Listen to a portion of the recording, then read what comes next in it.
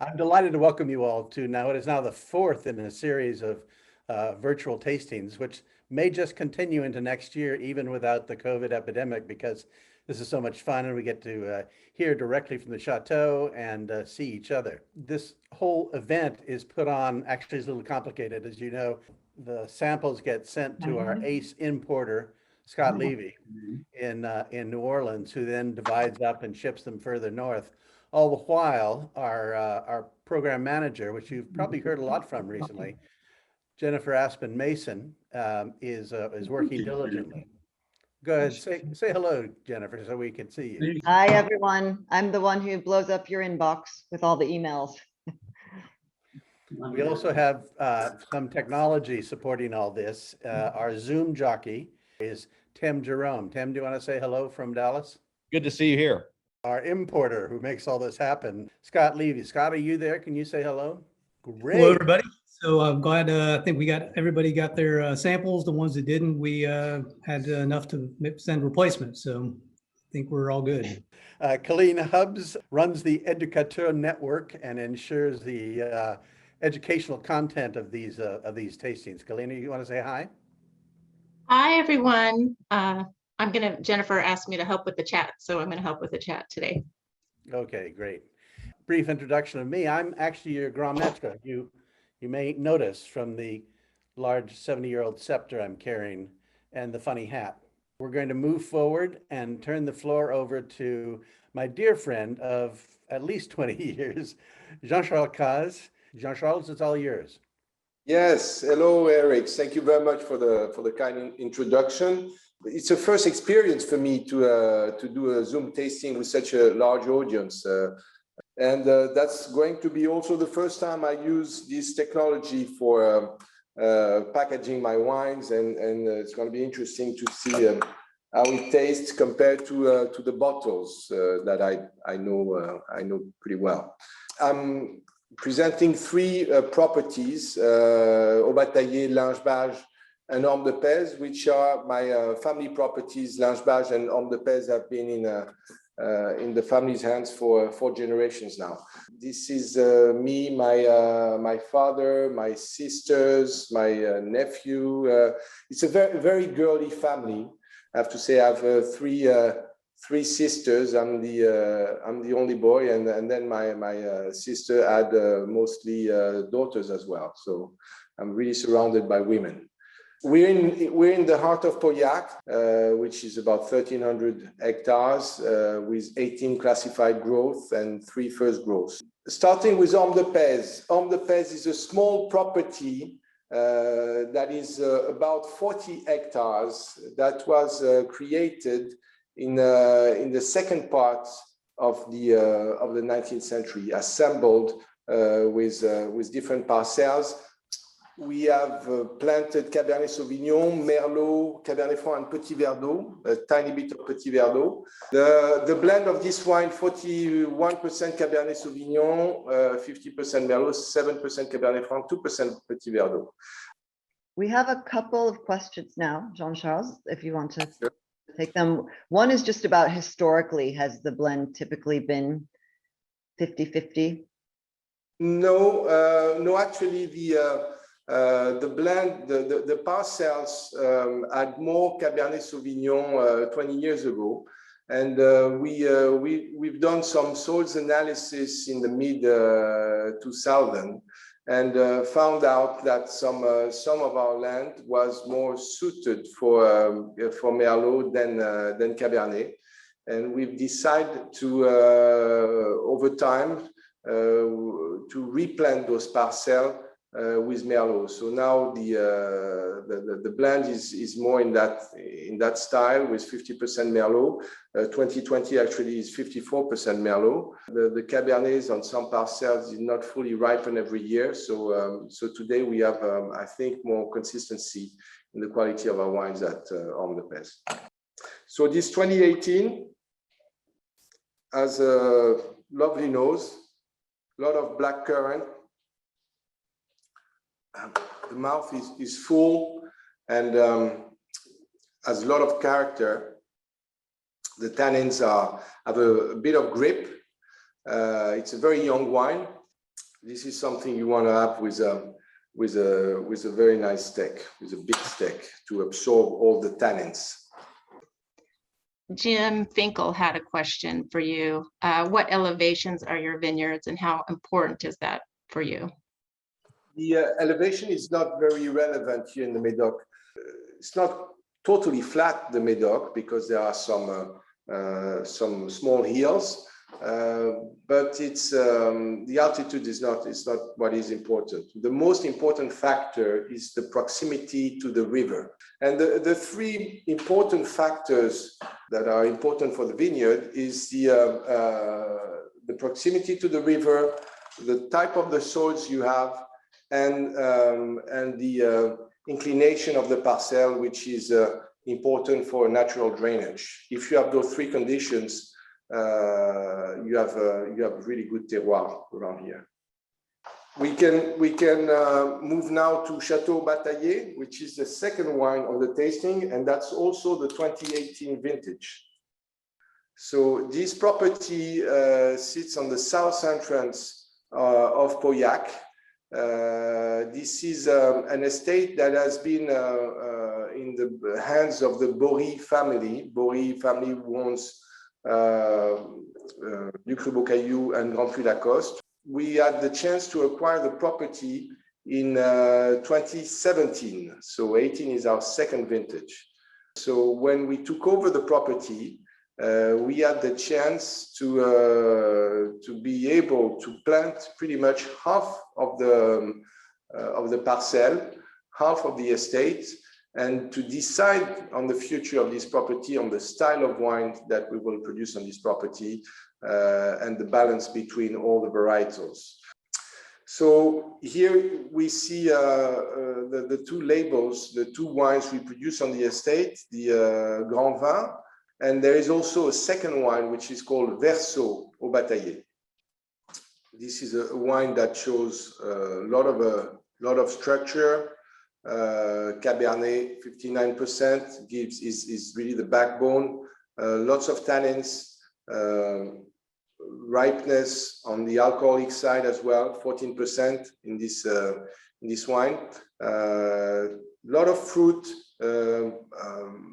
plum, dark fruit, and also the oak is quite noticeable at this stage. This will integrate over the aging in bottle. Right now, it's a very young wine, not as accessible, I think, right now as Ormes de Pez, a wine that will demand a bit of time of cellaring. And this wine has a style which is different from Lynch-Bages. You will see Lynch-Bages is more opulent, exuberant. Here we're on the south side of Pauillac, close to Saint-Julien, and the style of wine of Haut-Batailley is a Pauillac that is leaning towards Saint-Julien in terms of style. You see this finesse, and this is one that is a bit restrained. And this is typical of this south part of Pauillac, close to Saint-Julien. Shall we move on to Lynch-Bages? The name comes from the hamlet of Bages, combined to the name of the Lynch family who owned the estate in the 18th and 19th century. Actually, they owned the estate for 75 years, from 1775 to 1849. So the two main blocks are located near Bages.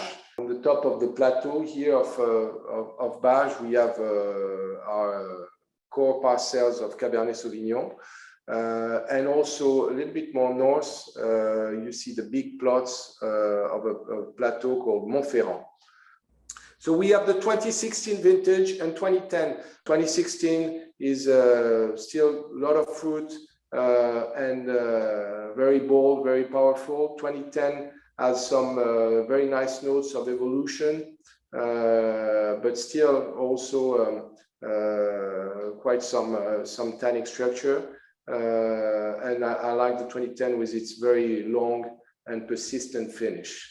Those are two great examples of Lynch-Bages that can define the style of wines we make on the property. Hi, Jean-Charles, Tom Mahoney. I'm loving the Hi, Tom. wine across your portfolio here and across the vintages. I had a quick question about some of these new permitted varietals. This is probably controversial for you, classic vigneron and Bordelais, but are there any thoughts that at some point to deal with the secular increase in climate, temperatures and so forth, you might want to introduce some of those or experiment a little bit? I let the university experiment with it. I'm not ready to uproot some of my Cabernet for new funky stuff. Good answer. But it's interesting. We have to be open-minded and think about the future. However, I think if we cannot grow Cabernet and Merlot on our land here anymore, we'll have different problems than drinking wine. So I think it's and really honestly, I think Cabernet, especially Cabernet, will cope up pretty well with 1 or 2 degrees more in temperature. It's Certainly in California it does.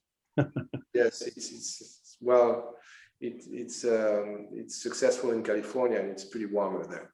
We're drinking, among other things, your 2016 white. Could you talk Nice. a little more about your white wines? Sure. So this looks like a very nice table, by the way. The white wine is our best kept secret. It's not secret anymore, actually. We started producing the white wine in the 70s. It was planted actually on some of our top land for Cabernet Sauvignon here, because the parcels was planted after the Second World War, and the nursery made a mistake and sent us some white varietals that got mixed with what we ordered. So in the 70s, Daniel Yoz, our technical winemaker at the time, convinced my father that he could harvest separately those white varietals to make a white wine which would be good enough for our consumption. So we did that for a number of years until my father got fined by the customs, because of course he had forgotten to declare this. And we made an official release of the first Blanc de Lynch-Bages 1990. So today, Blanc de Lynch-Bages is Sauvignon Blanc, mostly about 2/3 Sauvignon Blanc, then a bit of muscadelle and semillon. And it's one of the oldest Blanc produced in the Medoc. You're also drinking your 82 and 86 reds, and they are Nice. wonderful at this point. Thank you, and you're very lucky. And those are wines made by my father. That he those 2 vintages are some of his favorite. Jean-Charles, we've had several questions about the piece of art behind you. Can you share anything about that? Yes, this is a French artist called Titus Carmel. I like that painting. I don't know if it symbolizes a glass of wine, of white wine, but it just looked nice. So I thought it might be a barrel. yeah, it could be a barrel also. It's a painting that was made in 1991, and my father was liked very much the artist, so he bought a couple of his paintings, his artwork.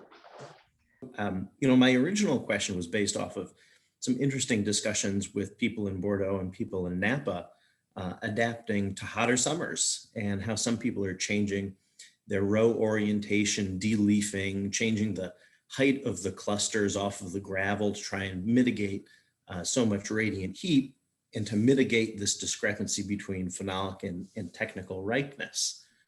So I was just curious as to whether those things were crossing your mind. I know you mentioned that you think your Cabernet can handle another degree or 2 without too much difficulty. Yes, the question of viticulture is important. We we try to adapt to every season the vineyard management, and sometimes yes, we de-leaf, sometimes we do very little intervention in the vineyard. The pruning is of course very important to define the fruit load, and one of the aspects that is not being discussed so much is the yields. One way of having the alcohol content come down would be to have greater yields, but with greater yields also you have a problem with phenolic ripeness. Over the past 25 years, I've witnessed so much change in the vineyard, and now we use satellite pictures also to redefine our parcels and these kind of things, and this is working with better precision every year. Okay, and then I think we'll take one last question, and that'll be from Dan Payne. Dan, if you'd like to unmute and ask your question. I can do that. It's actually from one of my group. They were just trying to ask you, since 1982, what's your favorite vintage? Of the Lynch-Bages. I don't have one favorite since 1982, but I have many favorites, among which 2009, for instance, 2010 are two top wines that I like really much because I had some input on those blends. Before 2006, they were all made by my father. So they're also very good, but different. Thank you for sharing one of your favorite ones with us. Thank you very much for giving me this opportunity. I think that is the end of our Q&A portion. Eric, did you want to say a few words before we move on to the next section in the breakouts? Well, I wanted to thank again Jean-Charles Cazes and his whole team who've been amazing to work with. I also want to reiterate the love that the Commanderie holds for the Jean-Michel Cazes family and for Chateau Lynch-Bages and Ormes de Pez and Haut-Batailley. It's been thrilling to sort of watch the next generation grow up and grow into leadership, and to watch the wines mature. And we're in awe of what you've achieved, and we will be there September next year. We're going to crash into Cordillon-Bages, it looks like, and so we'll see you then. Can't wait to see you here. Eric, Yeah, can we why do not? can we do a bon Bordelais maybe? Well, it's never been done before. Let's give it a try. This is a bon Bordelais for Jean-Charles Cazes and for Lynch-Bages. So you probably need to unmute. This is going to be very loud, but a lot of fun. 1, 2, 3, 4, 5. Pas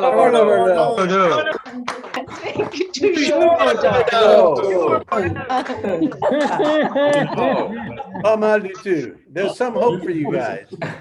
Thank you to all of the members of Commanderie in the United States for doing such a great job in putting this on. Thank you so much. Thank you for the Cazes family, but thanks for everyone for doing this. Really awesome. Thank you. Thank you. I have to say, it's very emotional for me to see all those tables and settings with my bottles on the tables, and knowing that you're all over the US sharing my wines with friends, family, and good company, and it's very, very special to me. Thank you very much, all of you. Well, thank you, everyone. Bonsoir, au revoir, Didi. Au revoir. Bye, everyone. À bientôt. À bientôt.